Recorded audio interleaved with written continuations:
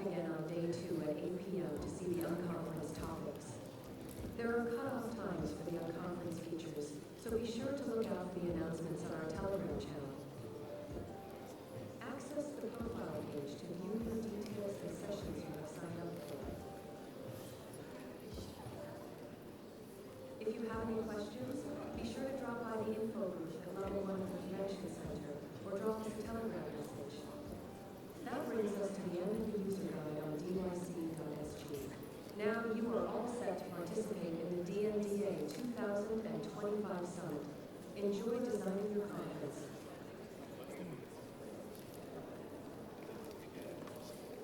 Every great creation begins with nothing, just a blank canvas and a team of like-minded individuals.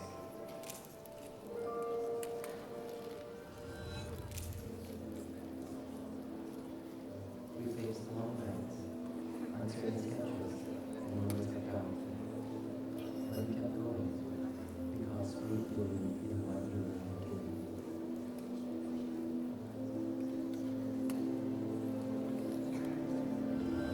Something memorable, sustainable, powerful, collaborative, fun, uncomfortable, magical, marvelous, long-lasting, artistic, yeah. And what started as an empty wall became something we were all proud of.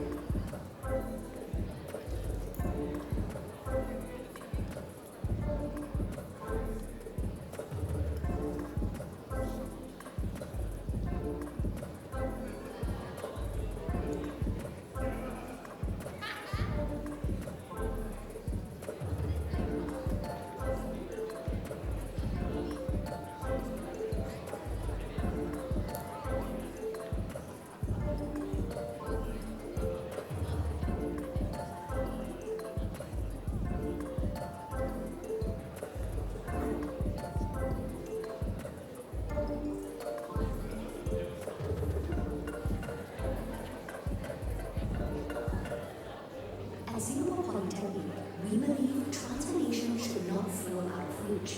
That's why we created SPCWT, a 3-step company and workforce transformation approach grounded in our pedagogical model of mindset, skill set, and behavior. It starts with a business health check. We help companies assess where they are, uncover growth opportunities, and clarify misconceptions to give you the confidence to move forward. Next, we match you with best fit solutions, whether it's adopting the right technology, redesigning processes, or upskilling your team. With access to SP's 12 multidisciplinary centers and strong partner network, support is practical and tailored to your business goals.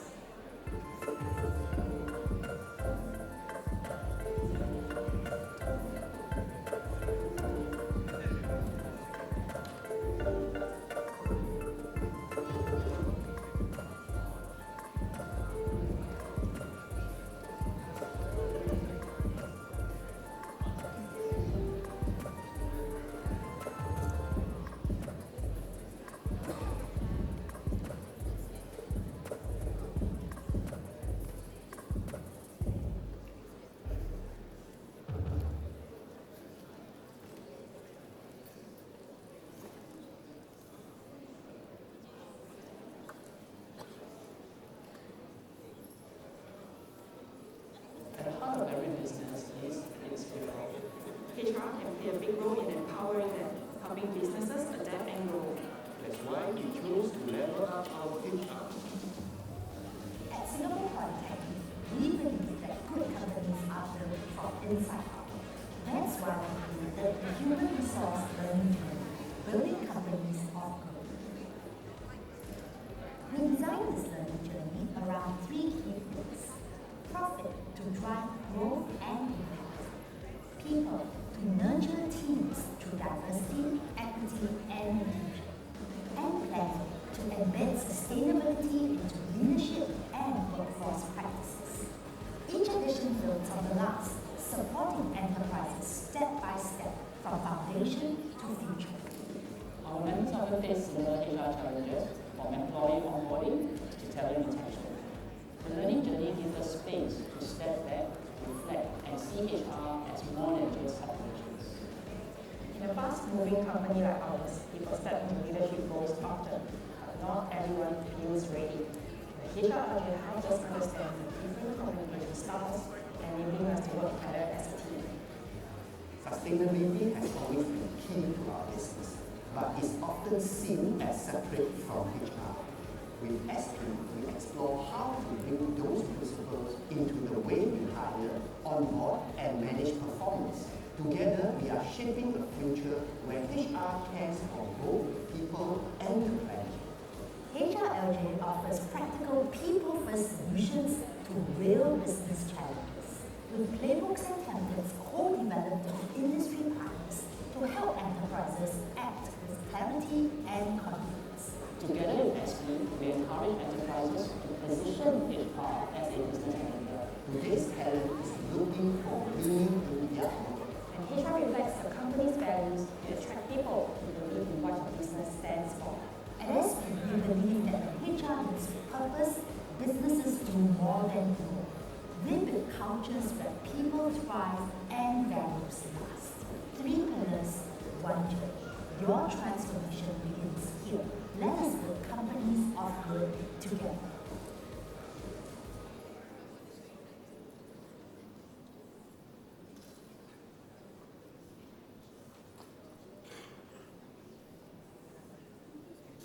Hello.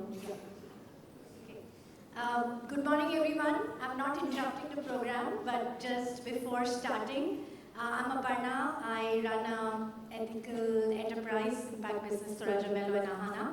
And today I have the honor of presenting this cruelty-free silk stole to Dawn. So it's called as Eri silk, and I don't know if you know what happens with silk. Usually, when silk is made, the silkworms are actually boiled, and they're killed, and then only you can extract the threads.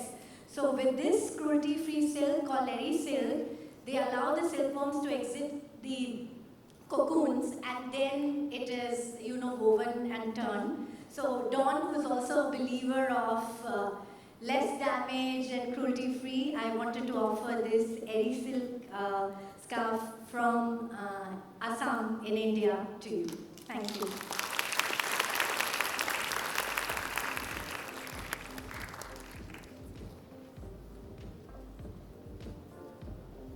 And it's completely hand woven, so no machine. So it's a foot loom that they use to weave. Yeah. Thank you.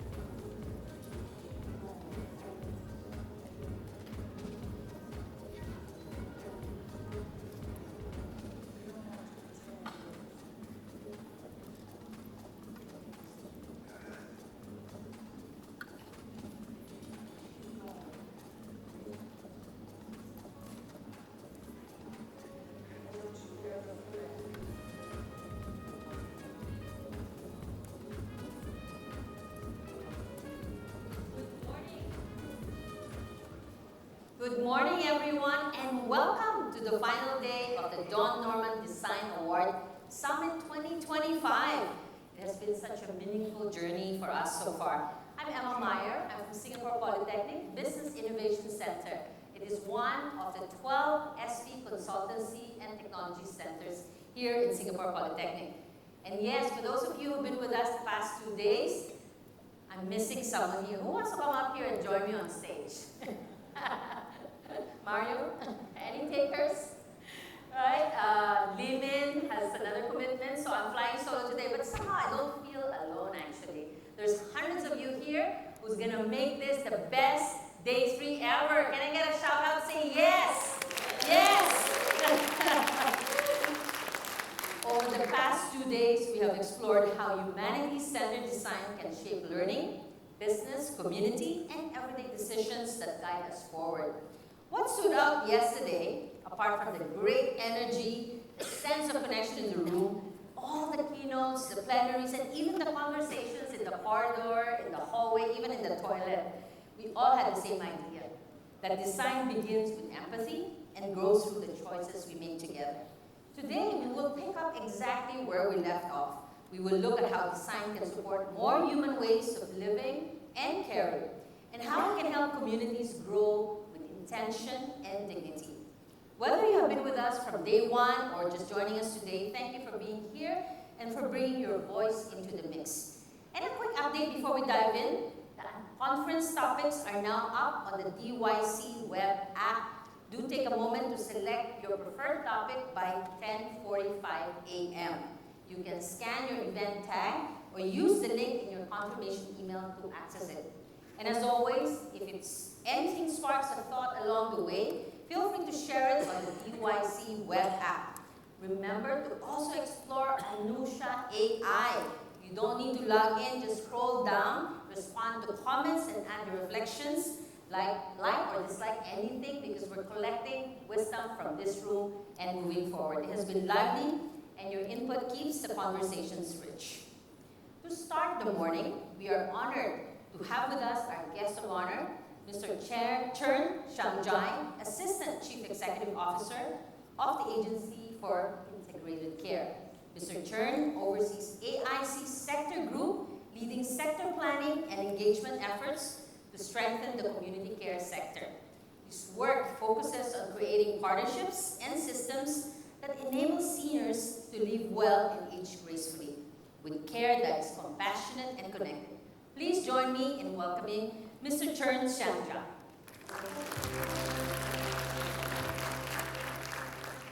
Very good morning to everyone, and thank you for having me. It's a pleasure. It's very early in the morning on Friday, and I'll have about 10 minutes to set some context about what's happening in Singapore. But first, I thought I was very glad that we have a community segment for this summit, because community is about us, right? I think, and community is where we live, where we work, where we play. But community is also the neighbors around us, the friends, the people that we choose to be, the people we maybe don't choose to be, but are still around us. And therefore, actually thinking about community is something that's very, very close to our hearts at AIC. But also, I think for all of us, I hope that we also recognize the importance of strong communities that will be able to affirm us, that will be able to lift us up, that we're also able to look out for one another. So I wanted to talk a little bit today about Singapore's community care. And this is really the part of the care system that happens near our homes, that happens in our communities, outside of institutions, outside of buildings. So we might be more familiar with hospitals in Singapore, polyclinics, which are really primary care clinics. But actually a lot of care happens in the community, formal care, as well as informal care. And I'm going to zoom in a little bit more on a segment within there, which relates to our older adults, or seniors as we call them here. And these are people we typically refer to as 65 and above. But mind you, people who are 65 are actually 98% of them are actually quite well. Actually don't really need much care, whether it's community or otherwise. And it's really when we hit 75 and 85 that we see some changes in in our physiological, biological statuses. And then the question is about how do we support these older adults to have the fullest life. And in Singapore, and you find in countries around the region, even also internationally in Europe and Japan, which are way more advanced compared to us in terms of aging, there's a lot of rethinking about how care should be restructured, how care should be designed, so that our older adults are able to access them, it's relevant to them, and enables them to be at their best, even in their older years. So these are sort of the large statistics that we put out quite often. We often say by next year, more than 21% of our population will be above 65, and then we become super aged. But that's fine. That's really at the national systemic level where AIC, the Ministry of Health, operate in. But I think to us, it's really thinking about our parents, thinking about our grandparents, thinking about people we love who are aging, and we look at their journey of aging. And I think you would often also ask yourselves, actually, what do we do individually? What do we do as a team, as a community, as a system to help people age better? We know aging, we try to be a little bit more optimistic about aging. We say the longer years, right, are really a blessing, right, from medical science, from technology, from better nutrition, better public systems. But there's a reality of aging where our bodies start to weaken, we get more frail, we get more diseases, we start to feel going a bit longer distance is tiring, and our life sort of circles shrink, our social circles shrink a little bit, and these are actually the realities of aging. So the question is really, how do we redesign some of our thinking, how to redesign our systems and our communities to help people age well? And in designing for the people we're concerned about, we need to think about two things. This is a group that I personally find very difficult to design for. If you have a reluctant child and you tell the child to exercise and you think of all kinds of ways, incentives, disincentives to get the child to eat well, to exercise, and then you think a little bit about your parent who is a very different relationship from a child. You try to get the parent to eat well, to exercise, and then your parent, at least in Asian countries, will say, I know better than you, right? I brought you up, so don't tell me what to do now. So that's one group of people that we have to figure out. We want them to age well, but it's really about figuring out how do you get them to want to do the best for themselves, and how does design help them. Another group that we're really thinking about are the caregivers.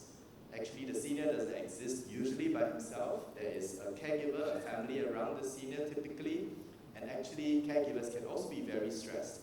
They have really limited time and limited bandwidth, and maybe limited patience in trying to figure out how your care systems, how your support is organized for the senior, but also for themselves, or how often it is not organized for the seniors, and also for the caregivers.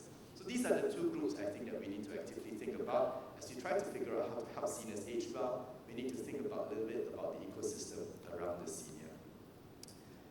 In Singapore, I think in many countries, we have grown what we call our aged care system or elder care services, and you see a number of services there. So that was our sort of previous approach, right, where we have many more seniors coming, and the first reaction, very typically Singaporean, is the more seniors, let's just develop more services, let's multiply the number and try to cater to the demand or the needs. But I think we had a fundamental rethink, partly because of feedback from our partners and providers, but also feedback from seniors, but also rethinking whether the approach of growing services individually is the right approach. And of course, I think for us at AIC, we also sometimes struggle with what some of these not very intuitive names mean, and then if you project that to a range of the heterogeneous caregivers and seniors, actually they really struggle with what these services mean to them, what do they do, are they relevant to me, and what are they supposed to help me with.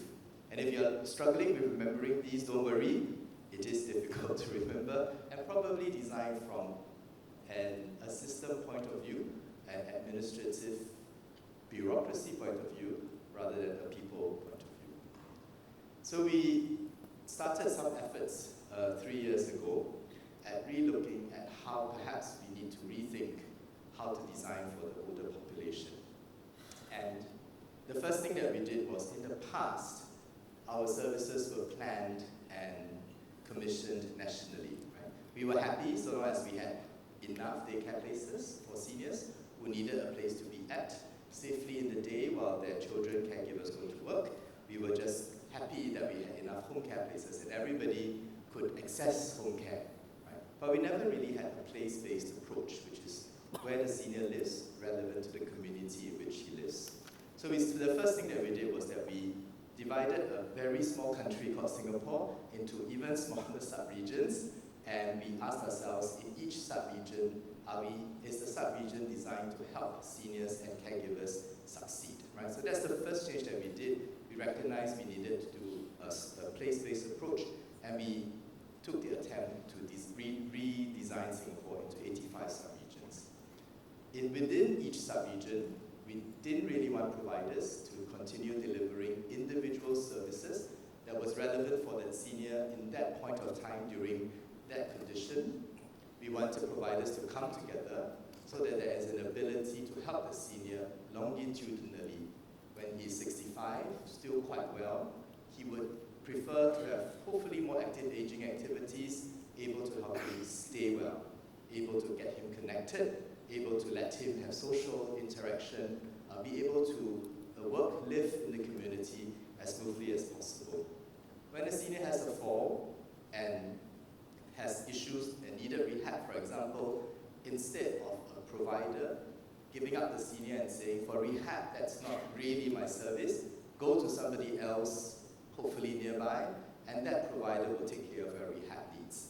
And when you are well again, it's up to you to come back to me or not in order to continue to have active aging activities. So we wanted providers to come together and ask themselves, with the thicker band of services that we collectively offer, how do you design a journey that supports the senior longitudinally from 60 or 65 all the way to when he becomes a bit more frail and may need daycare, to when he becomes homebound and requires home care.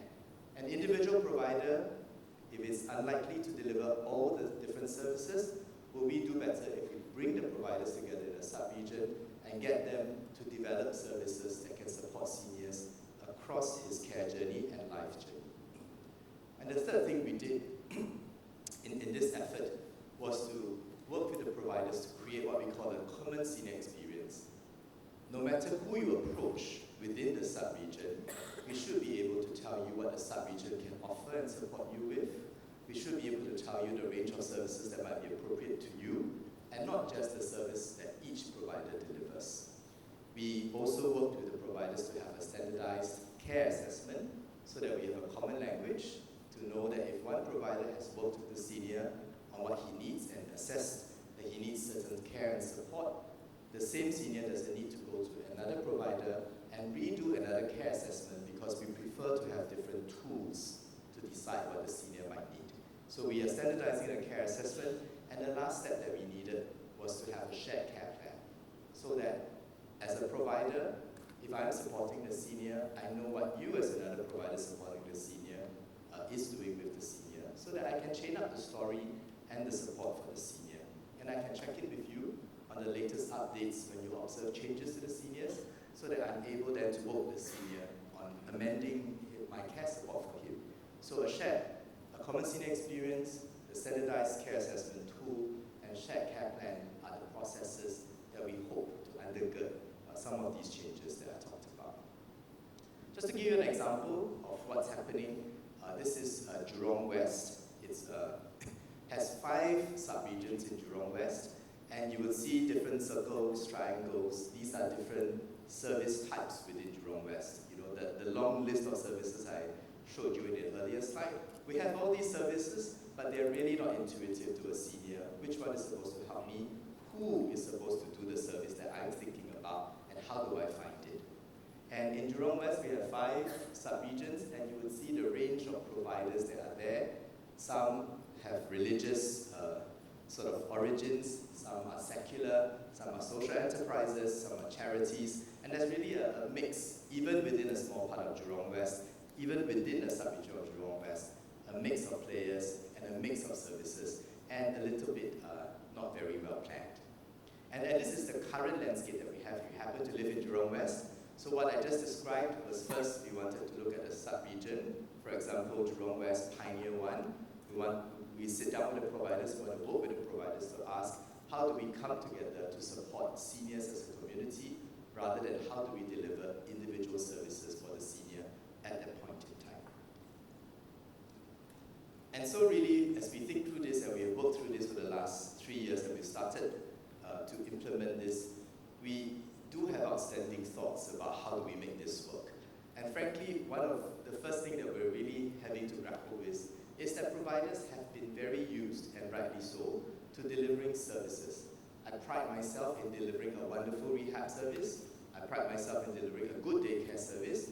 And now I need to rethink what is my organizational mission, which is how am I supporting this senior to age well. And oftentimes, I do need to change my processes, my scope of services, my own capabilities, if I had to work with other providers in order to do that. I think the second difficult part is really that providers today have also deep relationships with seniors, and oftentimes that's the critical ingredient to convincing the senior to want to come out to do rehab or to want to come out from his flat to mix with other seniors. And so we really want to have providers with deep relationships, and we want to preserve these providers who are already there. But the challenge, of course, is that if you add more providers into the mix and add more services to the mix, how do you have these innovative ideas come into the sub-region, yet not damage the partnerships and the relationships that have already been formed? The organizations have different starting points. Some are religious, as I mentioned, some are charities, some are private, some are social enterprises. How do you help the different providers come together with a common goal of supporting seniors rather than delivering their own services well and responding back to their own boards in terms of their own KPIs to deliver them well? So some of the things that we have done, I think we realized that in order to redesign this for seniors, we needed to figure out how to help providers in each sub-region arrive at a common goal that they themselves also believe in and want to push towards. So we've been facilitating what we call the sub-regional discussions. And what we have also been doing is to share information and data on seniors in Jurong West, for example, so that we can start reorientating providers from delivering services to looking at how the seniors are doing in a sub-region. As I mentioned, we put in processes to try to harmonize the care assessment language and also to create enablers like IT systems such as IT systems for shared care plans. And we are working with providers to redesign and co-design the workflows in which they would support seniors together, or how seniors would transition from one service and provider to the other. I think also we recognize what's also very important is to figure out clear roles of different providers. Today, providers can be doing the same thing because they're very passionate for the senior. They could be repeating the assessments, as I mentioned. They also could be repeating interventions. So if you've been to some of the rental flats in Singapore, then you sometimes see stickers on the seniors' doors, and these stickers are just what the organizations stick on the door, right, to say this is the door that, for example, Touch Community Services support. And then you look at the range of stickers and you say, actually 4 or 5 providers do come to this senior's house to deliver maybe food support, right, or rations. And then you ask yourself, why are we having 4 or 5 providers delivering the same support to the senior? It's because we're not coordinated, we're not designed for the senior, we designed it from an organization perspective. So we wanted to develop clear roles for each other and then offer training for them in their new roles and work with the providers to transit to this new care plan. This is still an ongoing journey. We're only at the start. We've only started the redesign and implementation from this year, 2025.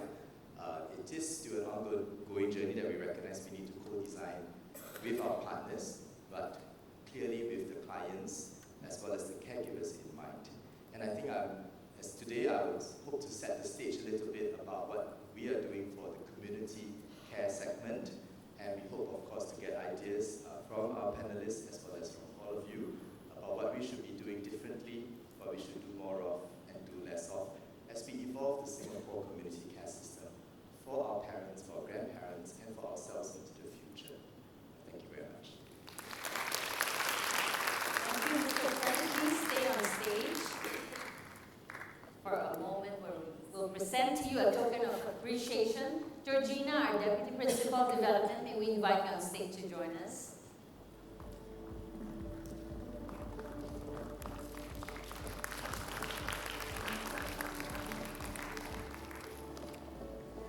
In it is the SP Humanities Center Design Innovation Playbook for your reading pleasure.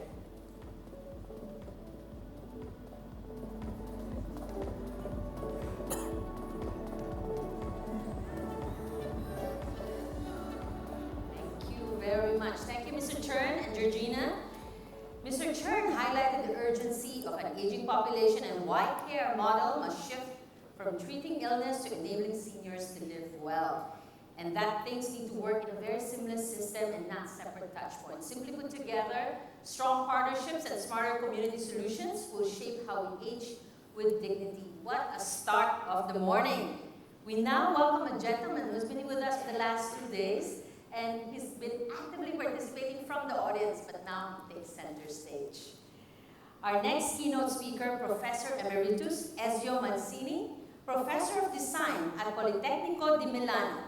For more than 3 decades, Professor Mancini has shaped the global conversation and design for sustainability and social innovation.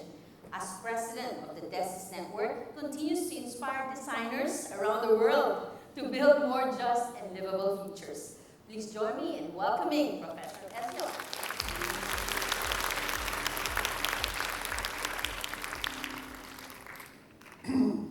Good morning, everybody. And thanks to invite me. It's an honor. If designers have to be professional optimists, this is for sure a conference of designers, because whatever I listened till now was really very full of energy and vision on possible future. At the same time, I think that designers have also to be critical and capable to recognize where are the problems. So I will try to be an optimist, as I am, and at the same time to give a kind of vision of the context in which we are, that, frankly speaking, is not so good. I have asked to prepare my presentation 10 days ago, 15 days ago, and I did it. But of course, being the last day, I was super challenged by many things that I heard. So I'm very tempted to change everything and to say something else. But I will try to do my best to give some consideration in relation to this conference, and afterward to present my things. And maybe I will not finish, but please, when I saw that I am at my 15 minutes, I will stop. So let's say in between the many points that I will capture, one, for instance, and thanks for the last speaker, was really very interesting for me because I am not really in Singapore yet. I arrived here, but I've seen in Singapore only this room and another room and nothing about it. So this gave me a little bit an image of Singapore, and it's the way in which you deal with the term care. And care for me is a fundamental word. It's the word is the pillar of every possible sustainable, ecological, equal society. Has to be based on care. But care for me is not only giving care, not only the service that deliver care. Care is a relationship in between people. So we have to build something that is larger than the service. Of course, the services are very important, so thanks for everything. But it's not only delivering care, but creating conditions in which people are capable to exchange care. And unfortunately, worldwide, many people say that our contemporary society are the careless society, the society without care. So what we have to do, the core of what we have to do, is to reestablish conditions for care. The second point, and the main one that is connected also to my title, is about communities. Yesterday and also today, practically every speaker was talking about community. And there was a very interesting discussion about community. We are designing for community, with community. Fantastic, it exists. The issue is, but we have always communities. So to talk about design for communities and with community, we assume the community exists. So, I don't know in Singapore, but wherever in the world, in the modernized society, community very largely do not exist anymore. Very largely our society are pushed toward being individualistic society where people are closed in the bubble of communication, but very individual, one from the other one. And also where there are some, I call them traditional community, pre-modern communities. In many places they still exist, so I listen, for instance, with I interest the Colombian friends, that I don't know where she is.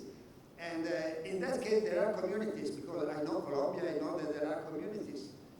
But in many places of the world, also the traditional communities are not in such a good shape. Therefore, our role is, of course, to work with the community, where the community exists, but we have also to work to build community, or to help in building communities where communities do not exist, or to help in regenerating communities that come from the pre-modern and permit them to jump from the pre-modern condition to the contemporary condition, a kind of leapfrogging from being the old community toward becoming the future, the community of the future. But the community of the future are very diverse from the community of the past. So we have to be very attentive as a designer. And I will say, and dare to say, if the traditional community, maybe they do not need design. Maybe they need, as has been seen, but maybe not. They already exist. The new communities, the communities that we want to build, moving from a society of isolated people and bringing isolated people to become a community, is not that we can design the communities, but I think, and this is the core of my presentation, we can do a lot to help isolated people to start to reestablish networks, social networks, reweaving the society and moving from the desertified society to societies that find a new way. And if I have to say in one word, what is the difference in between the traditional pre-modern communities and what we hope to build, the new communities, is that the traditional communities were not in discussion. There was a social issue, but was natural. People was not thinking if they wanted or not to be part of a community. People was born in the community, as a fish in the water. The new community are community by choice. So people have to choose to be part of a community. And if there is this choice, it's a design action.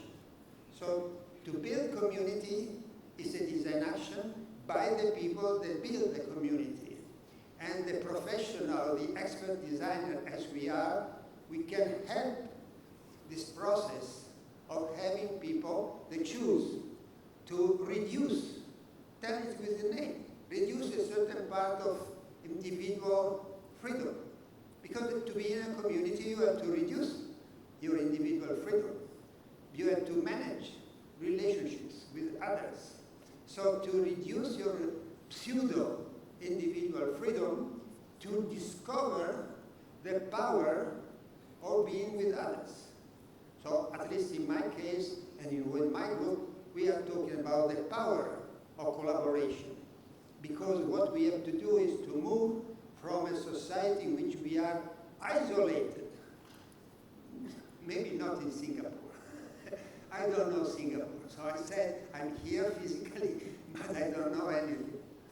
but maybe not in Singapore, but I can guarantee, and many people know, that we are more and more in a society of isolated, weak person. Because if you're isolated in your bubble, you are weak. And the community is a way to get power.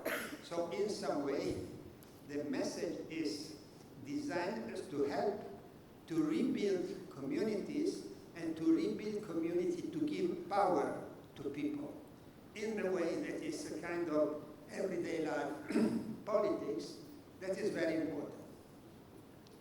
Okay, this is what came in my heart after listening and learning so many interesting things, but trying in some way to, at least in my experience, to put it in the frame of what is happening. But there is another point that I have not listened.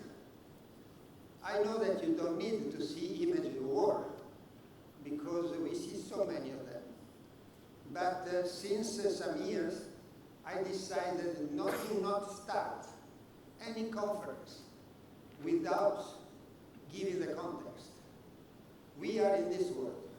So the issue, we are talking about community, to being good, making good things, but does it make sense given that the world is really, sorry, but it's really in danger, really deeply in danger.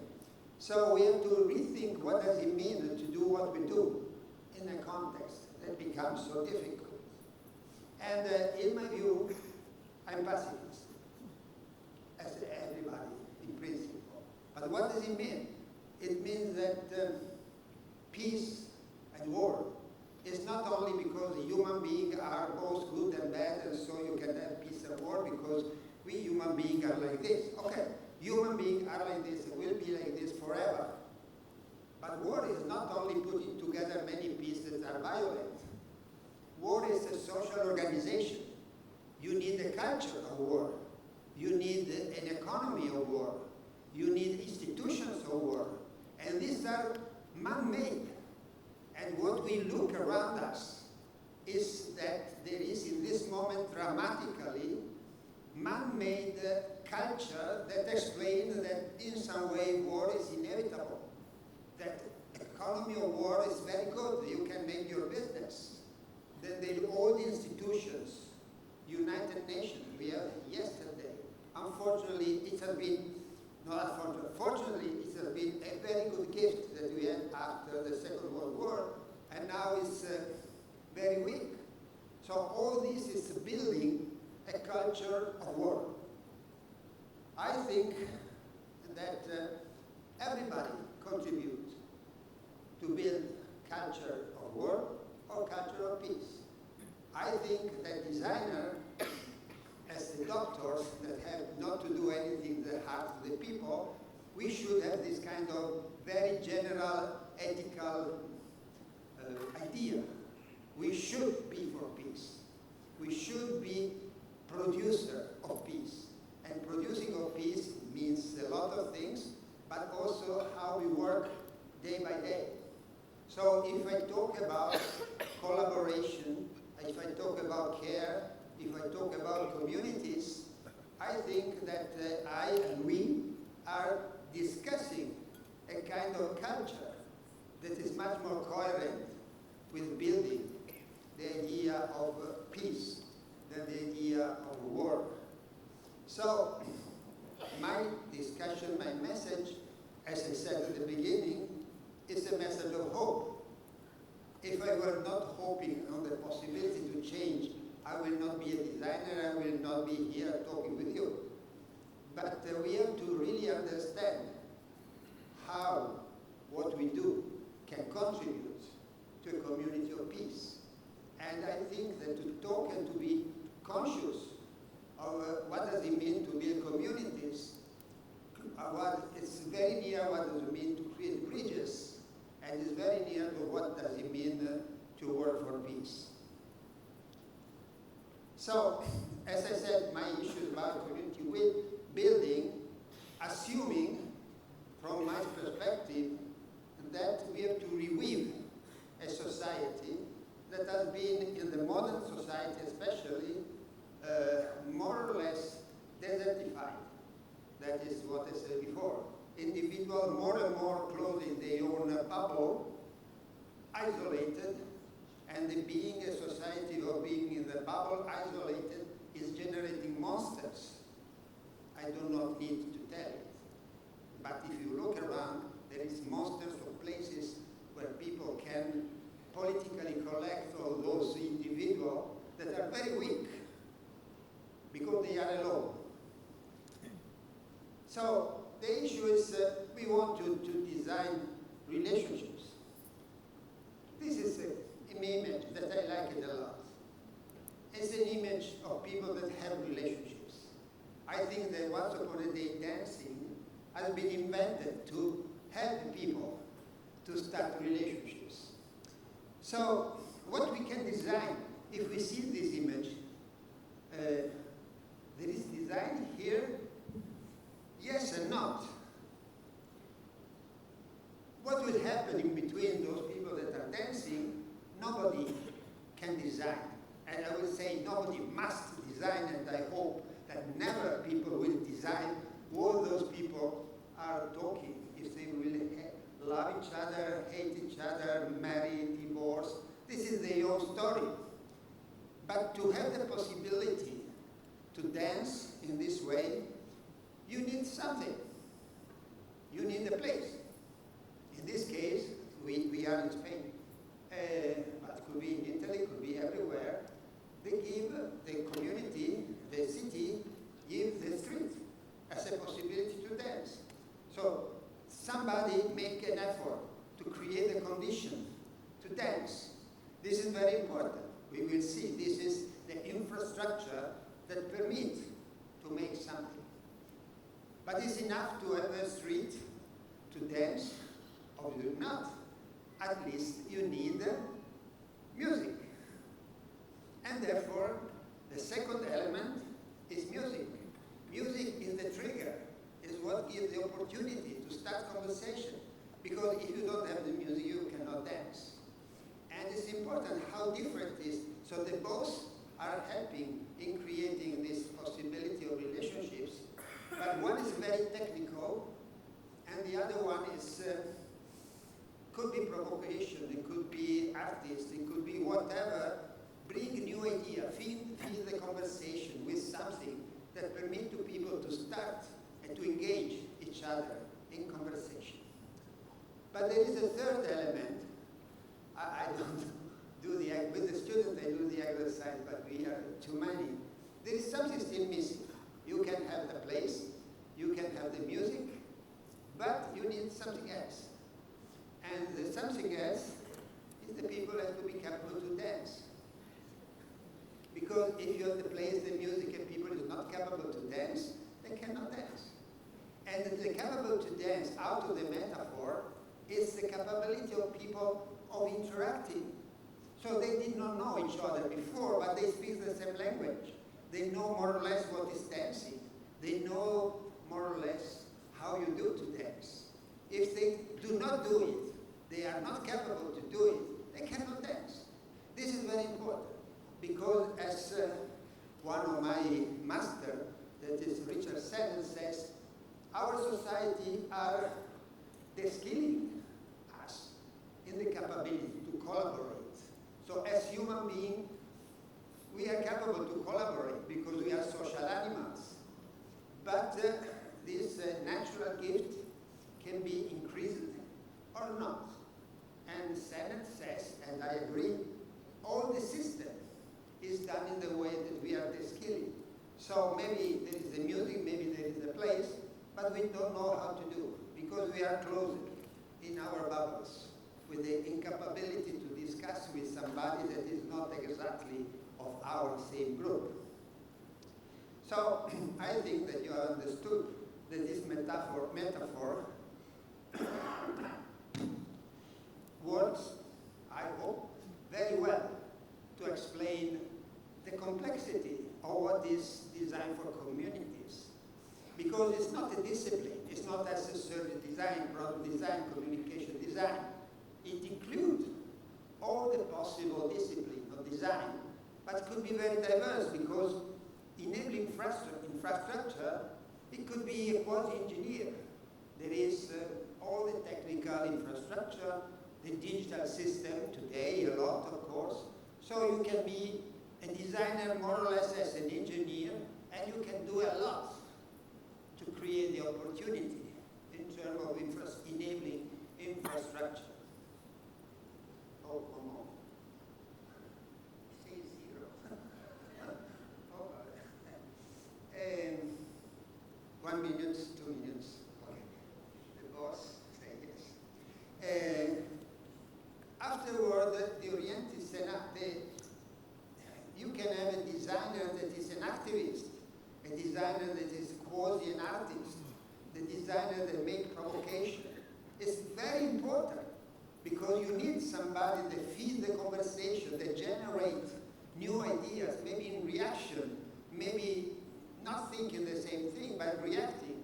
So we need the designer as engineer, and I mean somebody that works very hard to make things possible, but we need also designers that are capable to provoke with new solutions, with new ideas, with something that really break the way of doing things. So the possibility to work for creating communities is very diverse. And of course it depends, case by case. You have to be very sensitive in understanding what has been done in a certain condition. And also, as a designer, here we are, in my wording is expert designer, so somebody that studies, go to the conference to learn about design. So we have the privilege of knowing a lot. But there are many other people, every people design. It has been said also yesterday, and I totally agree. I wrote a book, Once Upon a Day, Design When Everybody Designs. So everybody designs. But we can help to spread the capability to design, to spread the capability to dance. And this is very important. So also this is another way to collaborate to the construction of the new kind of communities. So this is to say that when we talk about design for collaboration, design for care, design for communities, when we talk about design for relationships, it's not a discipline. It depends where you are at the moment, and you can work at different levels. And all of them are very valuable, and all of them have to be in some way used. So I have to finish. I tell you what was written here, but I don't show you. I was starting from what is my normal work. I work with innovation, social innovation. And social innovation has been important for me and for many people. Now it's sufficiently large because they are prototype of people that are capable to do something.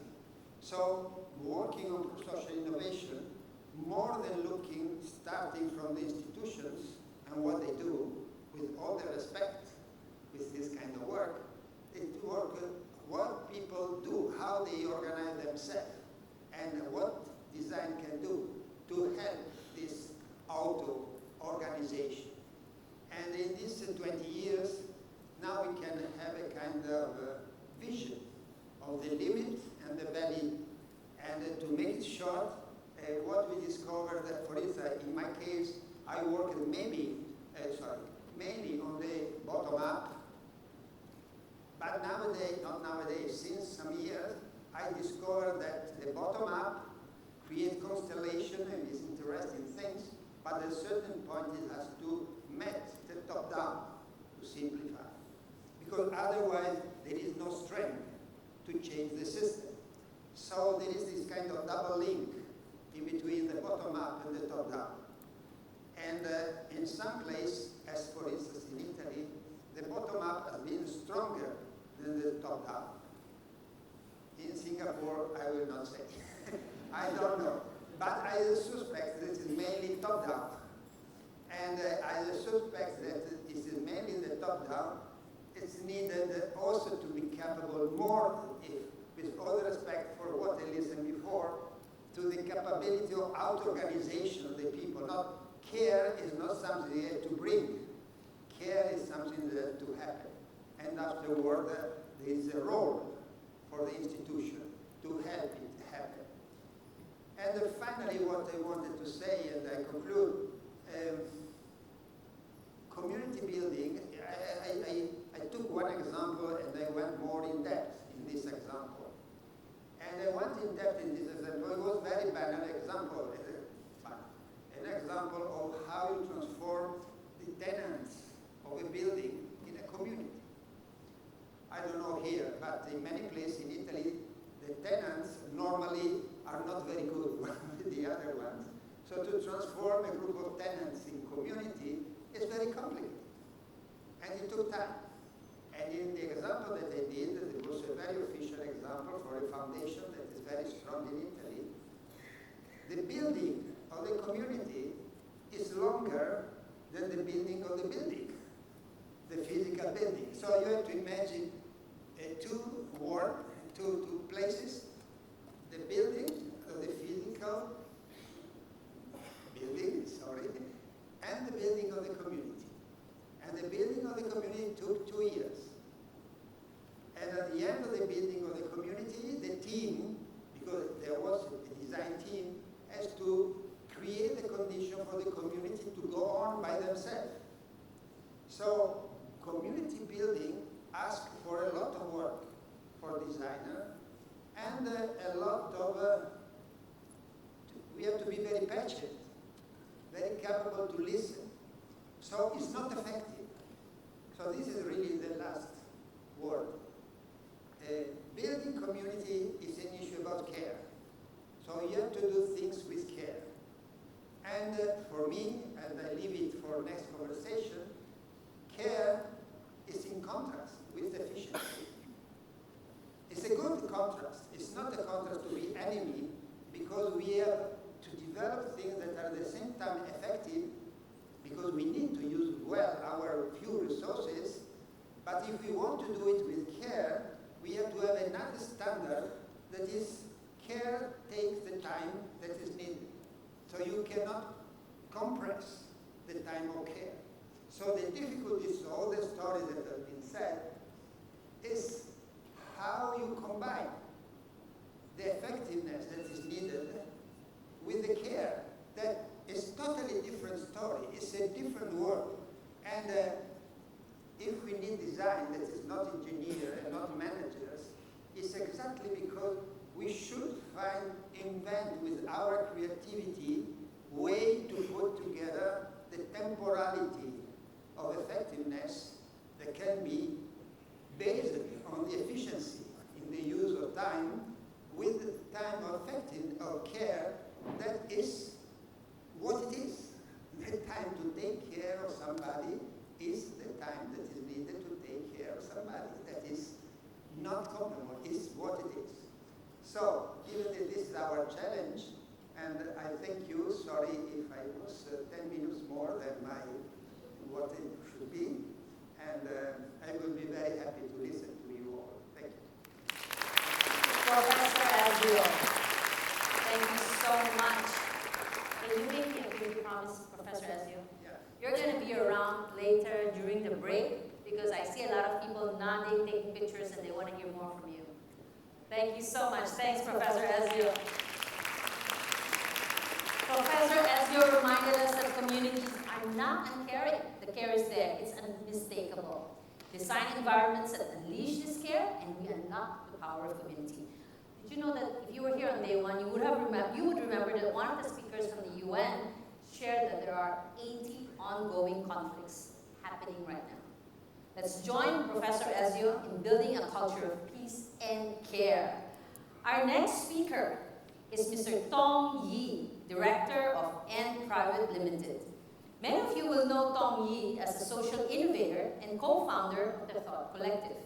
His work has shaped conversations across education, design, and civic engagement, often bringing people together in thoughtful and unexpected ways. As director of N Private Limited, he continues to create experiences that encourage reflection and empathy. He also serves on several national communities where he champions connected and compassionate communities. Please join me in welcoming Tong Yi.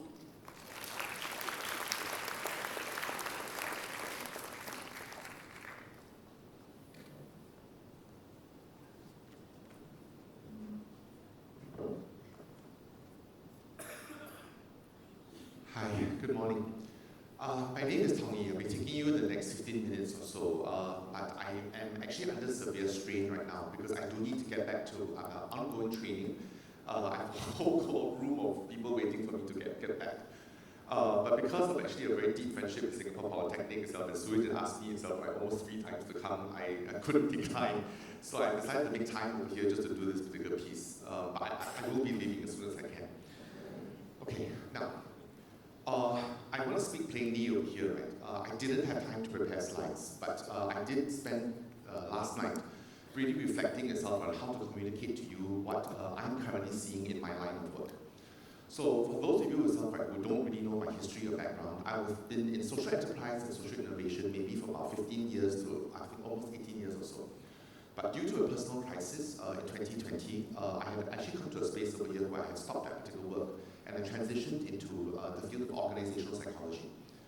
Roughly itself, towards the end of my social enterprise career, what happened over here was that I truly began to see more and more that I became less convinced that models, concepts, strategies really makes a difference. I became more and more convinced of the fact that if we don't look at the psychological architecture of how the system is being built and how people are perceiving each other and what actually is happening in dynamics between people, you can overlay whatever strategies you want, they get destroyed by the psychology of it. Yeah. So I will speak quite plainly. Roughly itself in 2018, I began pursuing my master's in org psych. I did multiple different trainings, right, and so forth. Right now, I'm pursuing my PhD in that same area. By doing so over here, I currently work in the field of essentially conflict, complexity, and crisis. In Singapore, I'm called into multiple different systems where the system is in crisis. Okay? And I apologize because the audience is quite large right now. I cannot reveal to you what the clients are. All I can just tell you is that Singapore, at least the systems that we're part of, are under immense strain. Whether or not, right, it is charities, the funders, the regulators, government bodies over here, community groups, we have never seen this marked strain itself right before in Singapore society. I don't think it takes an idiot or anybody who is a specialist to not be able to see the fact that the world actually is beginning to move into crisis. We are maybe itself right, about 2 to 3 years away itself right, from a deep level of scarcity. And Singapore, being one of the most porous countries in the world, is going to be affected by this. Right? Right now, what you have, fortunately, is an immensely rich country. And as long as basically the problem can be solved with money, it will be solved. But most problems are not money problems. Most problems are human-related problems.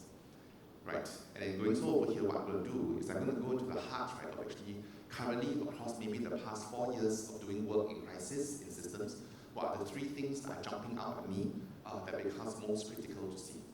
And I believe, right, at the heart of human-centered design, it is disingenuous if I do not speak about the psychological aspect of it. So, unlike Enzio, I'm struggling to be optimistic.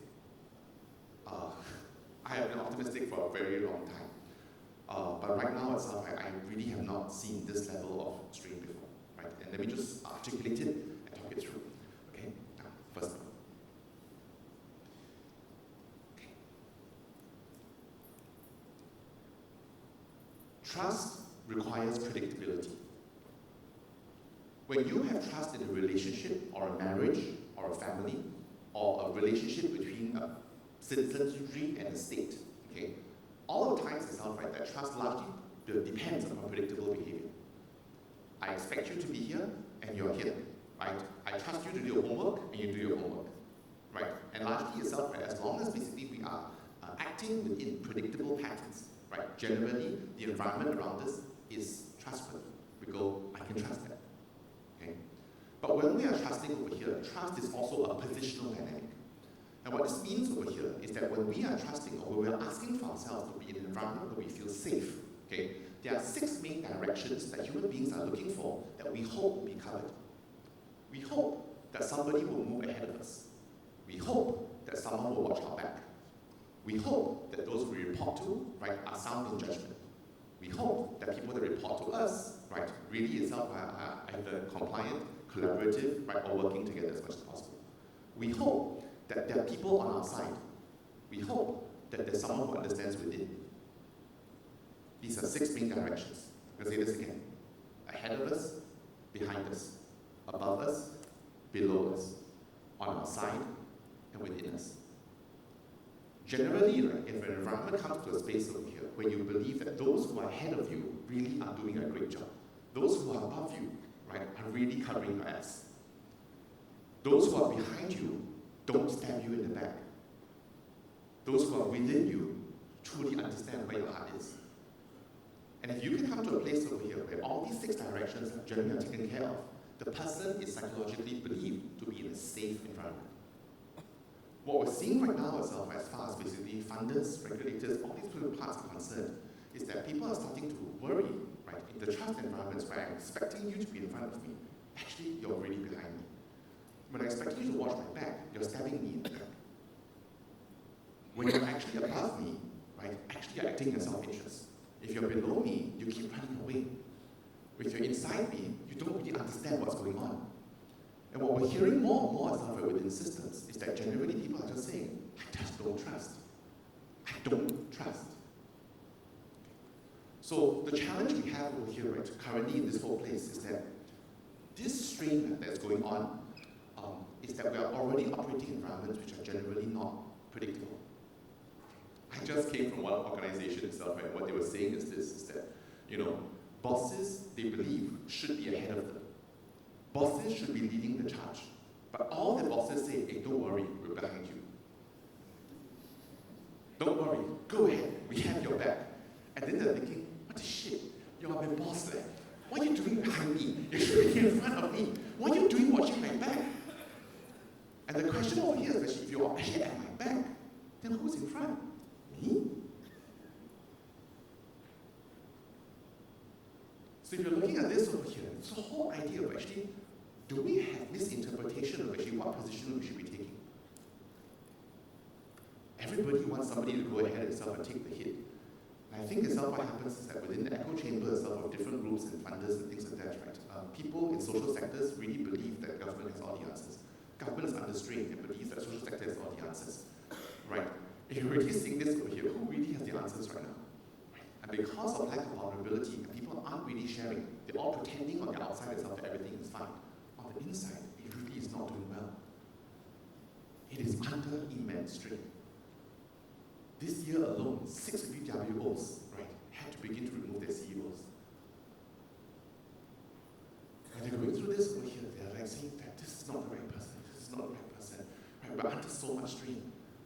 As they begin to shift all these particular leadership, they're saying that can we have leadership that really understands, right, how to bring us together? So I'm going to name the elephant in the room over here, right? Design typically requires predictable patterns, but we're in complex environments right now where the patterns that we're looking at are no longer so predictable. People are acting up. They're acting up, right? And they're not behaving the way that we've always had as far as stable Singapore is concerned. So the acting up itself is causing a great amount of instability within systems. Okay? So that's the first one. So as far as design is concerned, I would ask, okay, don't go into any client, partner, stakeholder relationship blind. Go in with the assumption that people are equally under strain. And if you want to design, design for abundance. If you want to design in a place over here where you don't add on even more strain. But if you think you're working with a partner to somehow pass on the strain, they don't have it to take it. There really is a manpower crunch. There really is a talent crunch. Right? Yeah. We've not experienced these kind of things before, but they are hitting quite hard in other places. Okay. So that's the first thing. Second. Pain and stress, if it's under strain, naturally breeds self-absorption. Okay? This is also human. Where our neural cortex starts to shut down and our amygdala starts to turn on. And when people are under strain, right, what happens over here is that they start to look for echo chambers or homogeneity by which basically people agree with them. What is also happening in organizations over here is that people itself right, feel under strain, they look for allies, and they look for people itself right, who will somehow begin to agree. So these silos or these echo chambers are building up. And when they're building up over here, they're causing conflict within the organization, polarization within the organization, right? And as long as these people are self-absorbed, right, this is something which is quite tricky because we're seeing as well, right, that systems are fighting within themselves. They're fighting within themselves. But most of the time they're fighting within themselves and I'm sorry to say this over here, is because their own pain has created self-absorption. Their own pain has created self-absorption. So notions itself, right, of like nice concepts, collaboration, so on and so forth, they work extremely well in abundance. As long as we have enough resources, enough time, enough energy, right, who the hell doesn't want to collaborate? But when you don't have enough energy, and you don't have enough time, you don't have enough resource, right? Typically, we'll come to a place where you go, you know what? I'd rather work with people who are the same, who think like me. And when we complain, we look at another system, why can't you just think like me? Why are you so difficult? Why are you so different? Right? But there's also something that happens now for multiple organizations. So I must admit over here, right, in my profession, I walk in a crisis day in, day out, day in, day out. The amount of drama I've had to see itself right, over the past, I think, almost 2 or 3 years itself, is something where I've not been accustomed to before. And I do understand that even as a practitioner, my own emotional state is a bit off. Yeah. I still remember this year, and I can't give more details than this over here, but it's one of the government ministries that asked me to do a psychological profiling of sorry, I apologize when I say this, the parents who have killed their children. You see a number of cases that have been coming up, right? But the percentages have been actually increasing. Right? It's really typically parents who are under immense strain, right? Families who are under immense strain, and they really believe over here that the easier way to do it is just remove the diversity. Right? Take away 2 children, life will be easier. And many psychologists over here didn't want to go in, and didn't want to go in and go do that because I can't sit with somebody who has murdered their own children. Right? I tend to be more porous with my boundaries, I was able to sit. But as I began to set over here, I went through about 4 to 5 right, of these parents over here. And each time I talked, right, we found the humanity there. And each one itself is the same message. I'm just under too much strain. I got caught within that echo chamber. I began believing that the only way to do it was to eliminate diversity. That's the cool thing. Just eliminate diversity. It's the easiest way to somehow bring it right. So the second pattern itself, right, that I would just advise you on, that if you want to design for empathy, design for learning. Design itself, right, not so much about fixing solutions, but working at the seams of how people itself are somehow polarized. And if you can allow these particular groups over here, within the human dynamics, to somehow work, right, and start to, psychological concepts, we call this enemy concepts, like Gaza, Israel, Republican, Democrat, right? When you start putting names to them, right, and I think almost of us are psychologically trained or sociologically trained, that the othering is very real right now. Right? And be careful about othering.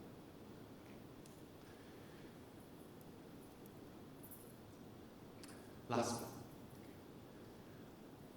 Energy. Many organizations currently are burning out, and they currently don't have enough energy by which to transform a system. If we want to look at innovation, if we want to look at change, right, it makes sense to you to understand fundamentally energy is needed. Okay? But what is fascinating over here, right, is that energy, if we take this from a physics point of view, can neither be created nor destroyed. It can only be transferred or transformed. So when we look at our organization and we say, we're burnt out, we don't have any more energy. What do you mean we don't have any more energy? There is energy, right? It can neither be created nor destroyed. We know it's there, but where is it? If you're running out of energy, where have you put it? Right? And this is what's fascinating about it, because emotion is energy. You think about it as for us as a human being. What fundamentally are we? We are a species, and I apologize when I do this, which eats and shits. You eat and you sleep. For what purpose? To gain energy. But when you gain the energy over here, what do you use it for? Right? Your hands and your legs, okay, are primarily tools. Your mouth is a tool. But when you're generating energy, you're generating emotion. You're generating anxiety, frustration, resentment, ambition, determination, envy, jealousy. You're determining yourself by these emotions, and these are fundamentally what causes us to do what we do. If we begin to hold optimism, we start behaving in a certain way. If we start becoming resigned, we start behaving in a certain way. So what happens itself in the humans is that we're generating energy, we're generating emotion to do whatever we're doing culturally. Right? This is how we're going to behave. What's fascinating, however, is that a lot of this energy is not allowed to be spoken. It's not good to say. So we don't say it. And what do? We swallow it. We swallow it. Okay, so watch. I have energy. I have huge resentment to my boss. Better not say. Swallow it. So the energy is supposed to come out. So when you swallow it, do you transfer the energy or transform the energy? You're transferring the energy. When you shift it from, instead of coming out, it just goes in. You transfer the energy. Okay? So each time you're transferring energy, you're storing up energy. Okay? The irony or the stupidity is to believe that this energy will dissipate. It doesn't dissipate. It goes into your subconscious, right? And it becomes repressed. And it's held transformatically in what you call your psoas muscle. And as it's being held over there, what happens is that it builds up. And when it builds up over here, you have seen this over time. Each time you swallow, every time you swallow, the energy keeps building. And when it builds, right, and you imagine this is not on an organizational level or a societal level, all you need is one trigger,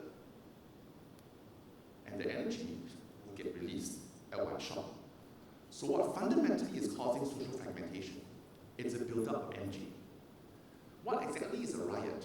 It's a buildup of energy. What exactly is a strike? It's a buildup of energy.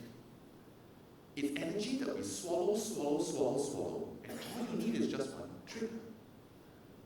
When I did the community of inquiry itself around the Little India riots, that was the main thing. We went in itself and we looked at this unprecedented riot in Singapore. Right? When we finally did the interviews over here, right? The reasons, right? Do you know how many reasons there were why people joined the riot? 472 reasons why they joined the riot. But the one thing itself that they were all coming in together was largely, I could identify with the emotion. The reasons are different. Right? Then we asked, well, how long has this been building up? Years! Years has been building up. But we just cannot say. So we cannot say, it builds up, and all you need is just one trigger, and it comes out at the same time. What we're currently seeing in multiple organizations is that triggers are happening more often. And I think all of you as human beings and stuff, right, you understand this over here, right? Have you gone into a place over here where you're either in a marriage or a relationship, and then you swallow, right? Now, actually, it sounds one stupid trigger. Someone didn't get your soy sauce for your gatos and oh, what shit. All you need is just one trigger, and when it comes out, right, stuff from 15 years ago suddenly all comes out. And when it comes out as pure as when it first happened. Why? Because energy cannot be created nor destroyed. It is either transferred or transformed. So if an organization is burning out, I would suggest to you they have not run out of energy. They have simply suppressed too much energy. I say it again. I would suggest to you, if an organization is burning out and they are under immense strain, they have not run out of energy. They simply have suppressed too much. And if they're suppressing the energy, the question you must ask is that in the design and the innovation, how do we A, release some of the energy, right? We call this psychological safety. The more safety there is, the more energy we release. Second, if it is released, how do we contain the energy? Right? How do we hold it so it doesn't become an inferno? Right? And third, how do we offer a new script such that energy transforms instead of simply being transferred again? Right? So can we turn anxiety into ambition? Can we turn resentment into gratitude? You can. And this is what every therapist on earth does. If you understand the architecture of emotion and what actually therapists are doing, what actually counselors are doing, what are you paying them for? You sit down, you tell a story, they reframe for you, you go, oh, good point, I'll take that story. And when you take it, and because you give them power, you give them power to reframe. Now the question is, can we offer the same design, right, for large systems? Where they're able to release the energy, we have the power to reframe it, and we can shift the energy and give them the energy they need to begin to create this transformation. That's what's actually happening on the psychological level. First point, systems are under strain. Second, under strain, they seek companionship in their misery. And echo chambers are opening up. These echo chambers are polarizing against each other within the system. So, all this polarization work is exhausting. People don't dare speak, they don't dare say, right? People say their bosses are shit, never mind, don't say it, look it up, we're just going to have lunch. And when they do this over here, they keep story and keep suppressing, it's actually exhausting us. We're not effectively having the conversations, right, to redesign this. So make no mistake, it is a design issue. I'm absolutely clear it's a dialogic design issue. And are there fields and professions who know how to do this? Yes, but they don't work at scale. They work one-on-one, one-on-one, one-on-one. But the question itself is really whether we can take what's being done on an intrapersonal level or interpersonal level and move it to a group and system level. That's where the innovation will take place. And you can figure it out, I believe, okay, you will put yourself on the map. Because every single part of the world is dying for it. Same patterns happening globally. This is why we're fundamentally fragmenting. Okay. So I apologize. I know this is a design forum, but there's one instance right where I guess, I won't win really, okay? I speak with what is sobering. It will be disingenuous if we ignore the fact of what's happening globally. We will be stupid to do so. Okay. We'll also be disingenuous if we don't really talk about the state of our systems now. Right. After 2018, innovation had energy. There was enough abundance, there was enough real possibility. Right now, I think all of us will understand this. Your systems are under strain. Okay.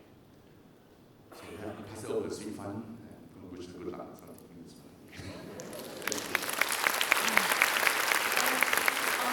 Thank you so much for taking the time with us. Thank you. This is the second time I've heard emotions again. Yesterday there was a lot of talk about emotions. They say that design or emotions is messy. And as designers, we need to be able to confront this flood of emotions. And I think there was a lot of emotions in what Tongi had just said. He said, emotions create energy. And I totally agree with that, because here in SP, we teach, we infuse emotional intelligence in our curriculum, along with design thinking. So for all the educators in the room, I hope you're going back home to update all your lesson plan and infuse everything that you've learned here today, because they're quite amazing. And finally, our final keynote speaker for this morning is Dr. Wong Sweet Fun, Chief Transformation Officer at Kutek Wat Hospital. Dr. Wong is a senior consultant geriatrician and a strong advocate for person-centered care. Her work reimagines the aging experience by bringing together health, social, education, and art sectors to build communities and support one another. Some of you may be familiar with her initiatives such as Share a Pot and Wellness Kampong. For non-Singaporeans, Kampong means village, which have been recognized internationally for their creativity and impact. Please join me in welcoming Dr. Wong. Thank you, Emma. I come in peace. Simple peace. Okay? But I do disclaimers first. First, I didn't know about humanity-centered design until May, when Singapore Poly introduced that to me. Thank you, Singapore Poly. Thank you. And second, today I have two roles. One is, I think I didn't do justice to why I should be here, and I should do that now as a laureate to explain why they gave me the prize, as well as to be a keynote speaker. So there are two roles that I need to do. So start here now with me, right? We've done really global work, as you started it nicely. Fly into Singapore, country, north of Singapore, village or kampong, 330,000 people in Yishun and Sembawang where I work. This is the context which I'm talking about. And I shall start straight to the first thing. So I have to look after 330,000 people in Yishun and Sembawang, 2 of the 85 sub-regions that Samjai mentioned earlier, and so many people, so diverse. How do I even start to make sense of it? The analytical me said, put them into understandable framework. So we put it into an age pyramid, okay? But this age pyramid comes along with other features which we see but we don't always put together. With age, we actually start to increase in the number of illnesses that we get. Yeah? And with age, we start to get frail. So if you see at the tip of the pyramid, okay, you will have people who are very frail with advanced disease, many of them in advanced stages, right? And then you come down, you have people starting to get more diseases. They already had 20 years of some simple disease, and you go down to the base of the pyramid. Mostly are healthy. I don't see them. The healthcare doesn't see them because they do not come to see us. We don't know who they are, okay? They are just at risk. They are also fit. So they are not coming running to the hospital. They are running in the parks, right? They're using the rest of the system. This is what we do. And then from there, what we saw was 3 design opportunities. At the tip, where they are coming to us frequently with long-term conditions and acute crisis, failure, all right? They will come ambulance to the hospital. We do needs analysis, and we start to create services for them to support them so that they can cope. And then they go home, they are a coping community. Then we think, can we go upstream and help people before they come to us manage some of the things themselves?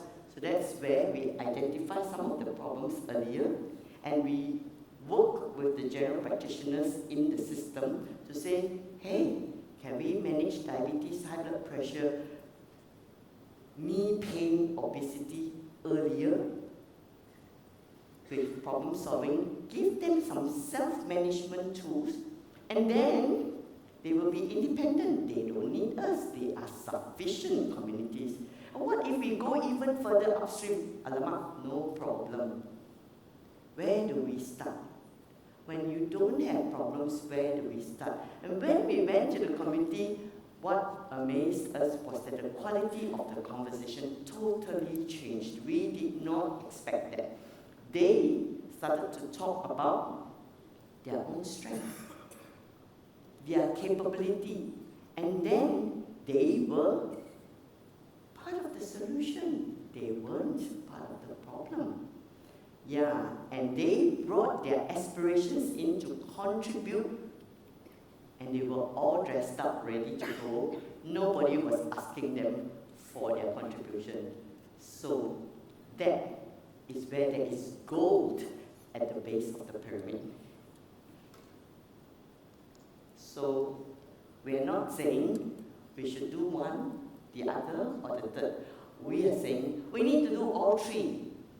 Right? We need the safety net services at the base, right? We need the middle big community partners which are doing all the preventive work, and we need the people who we haven't even engaged in any healthcare activity to be the base, the hospitable base of our community, right? And that balance is actually very important. It is what is the proportionate balance of these 3 layers of work that form the whole system. If one were to dominate, if the hospital were to dominate, we will see an inappropriate use of services, right? So that's how we, started to think, what is this framework of our ecosystem like? So in Yishun and Sembawang, what we say, people are their assets, right? If we use asset-based community development, A, B, C, D, right? What we are saying is that everyone brings